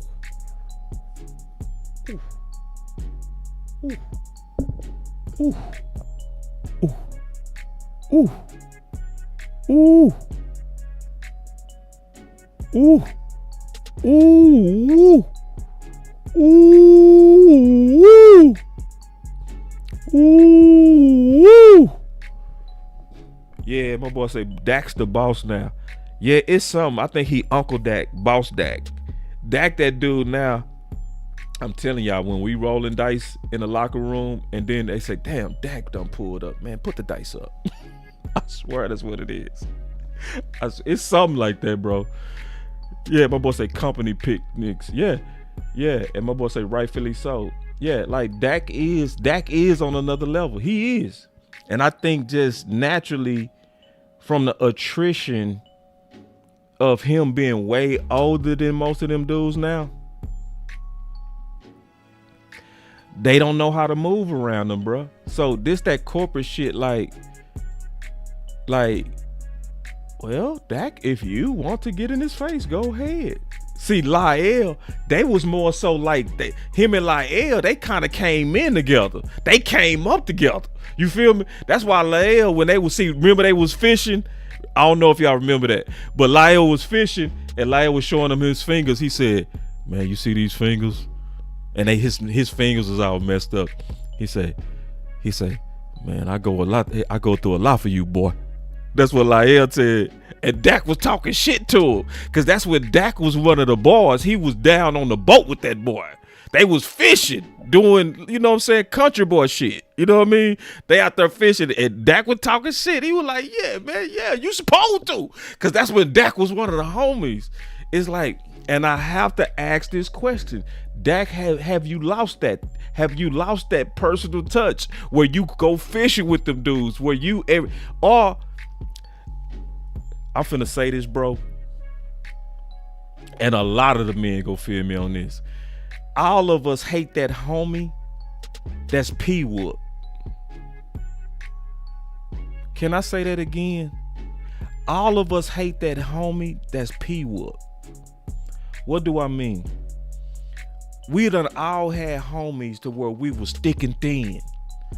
If he box, I box. If he get the gun, I get the gun, right? You know what I'm saying? If we got a problem, Sly. That's what they call me back at the day.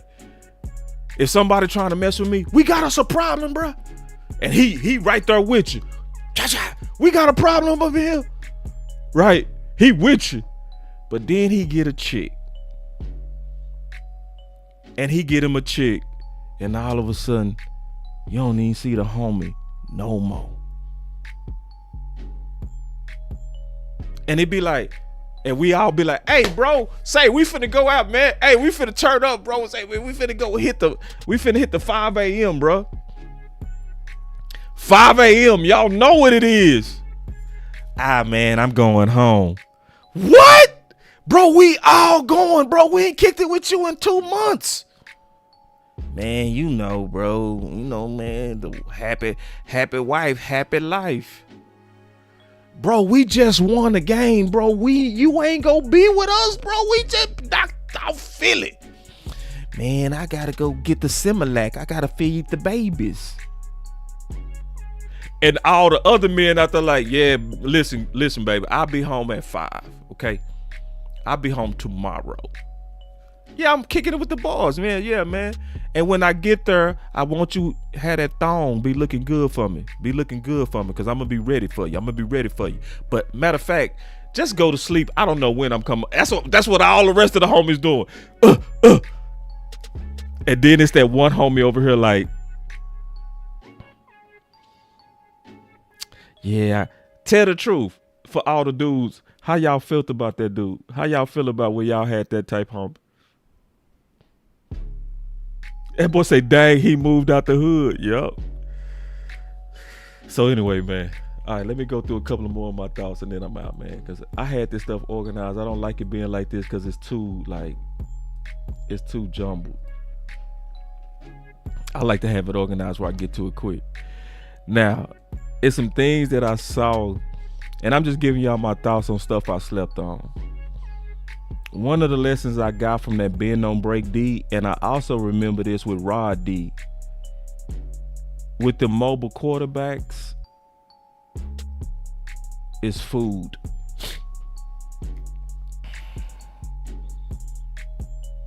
Keeping everything in front, it made it too easy on Hurts, man. Just keeping it real. So that's just an observation with the Eberflus defense. And it took you too long to dial up that blitz. See, because when he dialed up that blitz, it worked, but Philly was able to get established. And James, you right. You definitely right. That happy shit goes both ways. Cause sometimes it's good to get away from the homies. But I'm saying this from a football standpoint. You gotta every now and then get out there with your boys. You do. You might not do what they do, right? You can go out there and still respect your home, right? So let's say if they out partying and they got a bunch of groupies around them, you can still be like, nah, I'm good, bro. Because you really happy with the house. And real men know this. Real men, and I'm going to say this, real ladies men, if you a ladies man, you go feel me when I say this. True players retire. Yeah, I said it. If you was a true player, you retire. Because when you was first experiencing a bunch of women, a bunch of different types, now you done had all the races, now you done had all the experiences. When you've done that, what you really find out after doing it and doing it big, I'm gonna tell you what you find out. You find out that it's empty. That's what real players figure out. And you figure it out from experience. You figure out from just when you have all these different types of women and multiple women, you start figuring out that this ain't the lick like I thought it was gonna be. Every real player know that. That's why every real player settle down. Because then you realize that you're actually happier with one. And that's where I think Dak is. I think Dak lived that life. He had all the parties, the freak nicks. He did all of that. And then you just figure out that this ain't the lick. I like building with this one. I like that me and her are a team. And I like that I got these kids and they give me a new experience every day. That's what I liked when I was married. And it didn't get old. But me having a bunch of women, that got old. It really did. I'm gonna tell you that I know the day I retired. The day that I retired from being a player, I'm gonna be honest with you, just having a real moment with y'all. The day that I retired from being a player, I had this exotic, beautiful woman, right? And we was in my bed and we were just, we were doing our thing, kicking it, right? And I was having a good time with her, right? And she was like, baby, I'm finna leave, right? And I remember thinking to myself, damn, I don't want her to leave. But she wasn't the type that you say that to or treat that way, if you know what I mean. You don't gal her because she was just fun, right? But my feelings was like, yeah, I want her to stay. But I couldn't say it because she wasn't that type that you gal, So she left, and I remember that feeling. I was like, now you definitely want more than this. Even though you empty and you had a good time and it felt good and it was wonderful for about a whole 6 hours. You had a great time. You wanted the Kool-Aid. You wanted to lay up and put your head and let her brush your hair. That's what you really wanted too. You wanted to watch a movie and just chill. That's what you really wanted. And I retired from being a player. From then on, I was like, I want one chick. And shit. And that's what I did.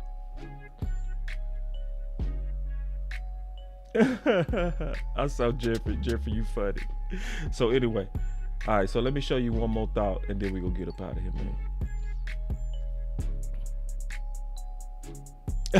Hey, D-Shift say that's where love serve you that karma too. Hey, so yeah, say, hey, I probably did get served that karma, D-Shift. Yeah. D-Shift, I got served that karma for real. Cause it's that, see, right when you tired of being a player, that's when these women want to get their revenge on you. You ain't lying. It's a couple of more things I'm gonna talk about, and then I'm done talking about recapping the game. This one important to me, bro. Cause these two dudes ain't getting enough love right now. D-Shift, hey bro, man, you gonna have to kick it, bro. D-Shift, you listen, man, you be all see, D-Shift, you be thinking in another dimension, bro. I can tell you that you my type of homie. I don't know where you at. If you in Dallas, man, you gonna have to go kick it. We gonna have to get these streets or something, bro. I can just tell D-Shift, you know what time it is too much. You know what time it is too much. And but D-Shift said that's when you get served that karma, right when you learn your lesson. But now Diggs is not getting enough love. Nor is Tyler Guyton. Because see, the best way I explained it, and it gives me confidence in the future games, I said it like this, just metaphorically. It is a story in the Bible where 3 men were thrown in fire, but God gave them a miracle where they came out of that fire and didn't even smell like smoke. Yesterday, it was Guyton and Diggs. And I mean that. Yesterday, it was Guyton and Diggs. See, them dudes, people got to realize it's not easy to miss most of training camp and have to play against the Super Bowl champs. And I'm pretty sure if you break them down, you go find some mistakes. I'm certain. But for the most part, it was no smell of smoke on them boys, which makes me so proud, especially because, let's just be honest, wasn't Tyler Guyton getting bombed on last year? And rightfully so. He had some rookie lumps, but it shows you how hard he worked. And it showed you how hard Diggs worked. So as I'm just, sleeping on the game, right? And just considering what I saw, to me, that's one of the biggest highlights. And that should give all us way more confidence. Because they're going to get better and better as the season goes on. Because remember, they was thrown in the fire. Thrown out there. And you know what would have happened if they would have played bad? Cowboy Nation would have showed them dudes no mercy. To me, it should be loud enthusiasm and happiness about Diggs. But it's not. And that shows me that a bunch of Cowboy fans spoke ill on him because it's too quiet at how good he played. So, my last thought. Or about the situation. My last thought is that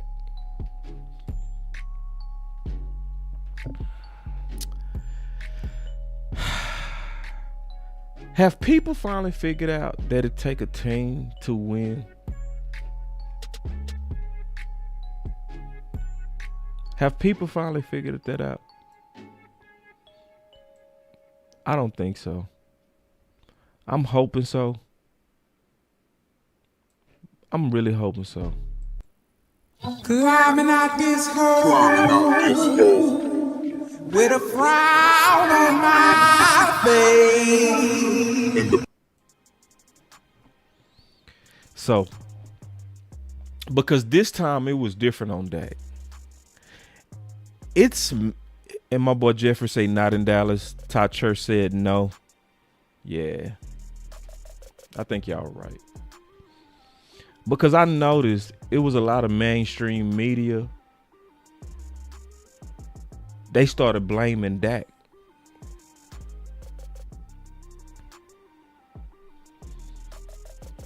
And I went and I looked under the comments. It was epic people in there like, yeah, I heard that too, D.A. Lee. You right. My boy D.A. Lee say, now people still calling to the fan today talking about this team go as far as Dak. I heard that bullshit today too. I heard that. I heard that dude say that bullshit.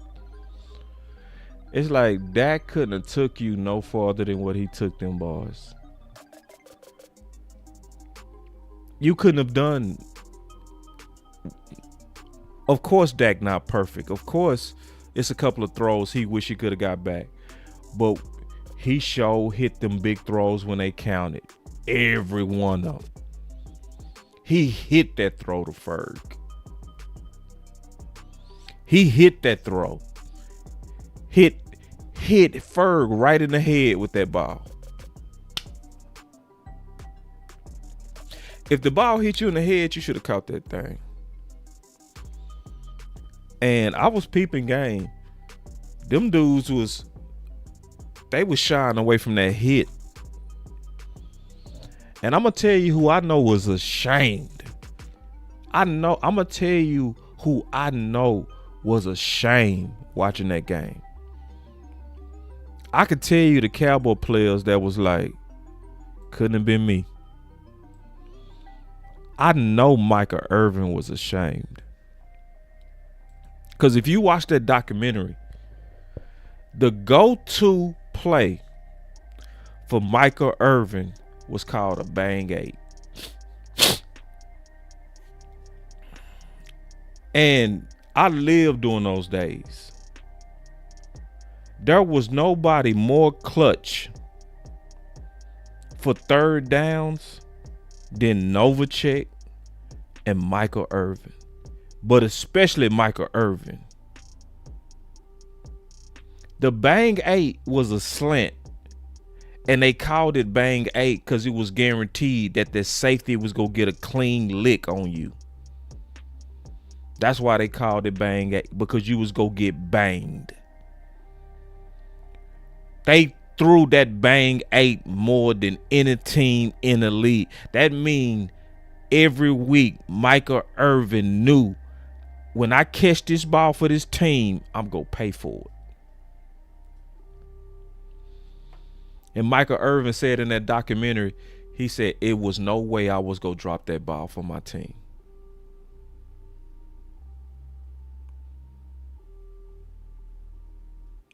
That's a person that I know for sure was ashamed of that game, because he had to do it week in and week out. And they literally called it the bang 8. You go get banged, Mike. We calling this play. You finna go right into the teeth of that safety. And then think about this. Who remember what them hits was like then? Was receivers protected from hard hits then? Or was it welcomed?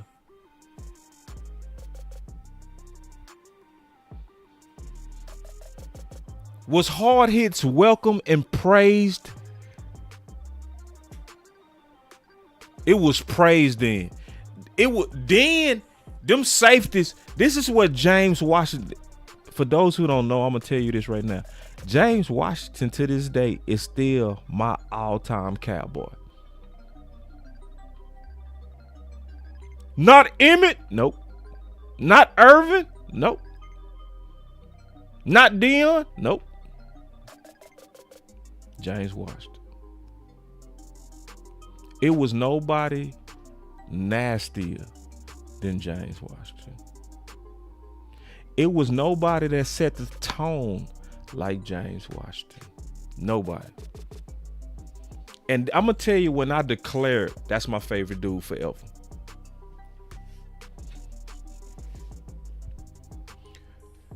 The Dallas Cowboys was going to the playoffs, and they was asking them in their first playoffs, they was asking them, if y'all was to make it to the Super Bowl, what would be the ideal Christmas gift you would want? So everybody was having these old cushy ass, my dream and my Christmas wish if I won a Super Bowl would be to get the game-winning touchdown, or to get an interception and return it in the fourth quarter, win the game. You know what the OG said? He said, oh, that's easy. You know what I want for Christmas? I just want one of them dudes to run a post route in my face with a straight face. I said, that's my favorite dude forever right there. That dude said, I just want you to cross my face. That's all I want for Christmas. James Washington, I ain't gonna never forget this. He hit Jerry Rice so hard. Jay Mitch, we came up around that time. He said J-Dub roamed the secondary like the Predator with those classic elbow pads. Yup. Say Jay Mitch, we went to Dallas Carter together. Jay, you remember he hit Jerry Rice so hard. And Jerry Rice was the face of the team.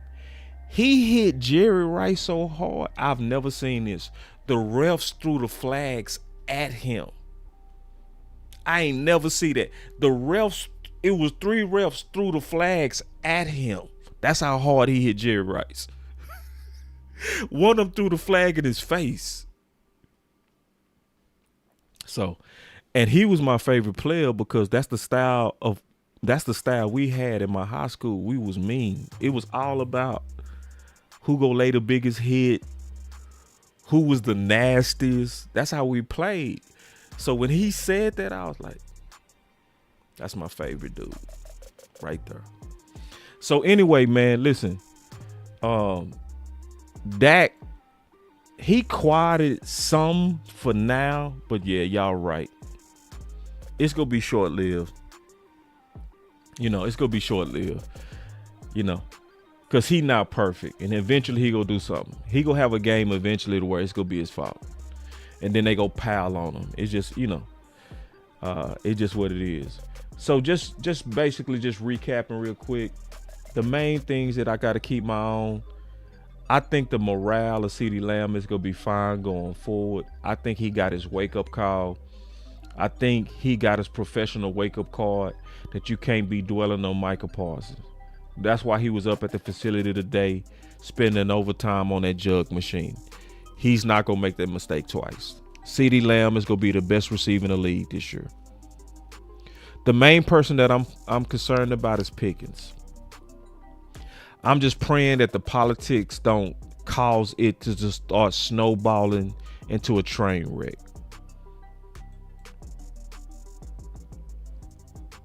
That's what I really want the Dallas Cowboys to get him involved fast. And especially on weaker teams. Because if we not targeting him, I'm not with that he a decoy bullshit. No, you gotta feed him. It can't be just the 88 show. Y'all know this man trying to get paid. Y'all know he trying to get paid. You need to scheme to get him the ball, just like you scheme to clearly give CeeDee Lamb the ball. Real talk. Williams is absolutely not enough. Absolutely not enough. We still need to trade for RB1. We need to get 2 quality backs up in here. And no, I don't feel like waiting on Blue. But I will. I'll go check him out. Blue need to get his chance this week, though. The Sanders show need to be over with. We need to go ahead and see what Blue can do. And if that one ain't looking good, that should increase and strengthen the campaign to trade for RB1. Real quick, I put a link in the description. Y'all need to check this out. I already did a show on this too. Y'all need to go check that show out. It's gonna make you feel confident because it's coming to pass on what I thought was gonna happen behind that offensive line. Because remember, I called Booker a weapon in a draft. We seeing that with Williams. We are seeing the power of an offensive line. I know Williams. We got to train our eyes to look at what's going on in front of him too. If you train your eyes to see what's going on in front of him, it's not going to be so Williams. We're going to have some balance in our opinions. And we're going to still recognize we got to get that RB1 to force him to be a RB2. So anyway, man, it's your boy Boss Show Me, man. The Chargers won. Damn. What that boy Keenan Allen do? Can somebody tell me real quick what Keenan Allen do? Because they speaking to him like he did something. I missed the game doing this show.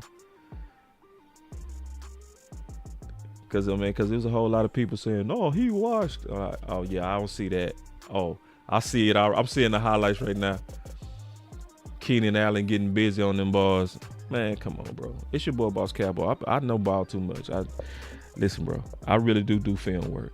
Now, I will be returning tomorrow, and it's going to be a deep dive on the film, bro. We going in. We going to be looking at Pickens. Y'all know I'm going to be looking at that defensive line. That's the first thing we going to do. That's the first thing we going to do is go look at them trenches. Y'all already know. So, because, listen, I don't trust nobody work. I don't trust what nobody say. I only trust my own eyes. So, but I do it the right way. I'm going to open up the call lines and I'm going to do it publicly to where everything I got questions about, it's going to be raw and real. So that when you leave my film session, you going to know. So he went 7 for 68 with 1 TD. Man, that boy Keenan Allen went crazy with Dak. I'm telling y'all. Dak killed with route runners. But, hey, we got Pickens now. It's cool. But, man, it's your boy Boss Show Me, man. I'll be back tomorrow with an in-depth film session. We go break down the whole film. I'm out.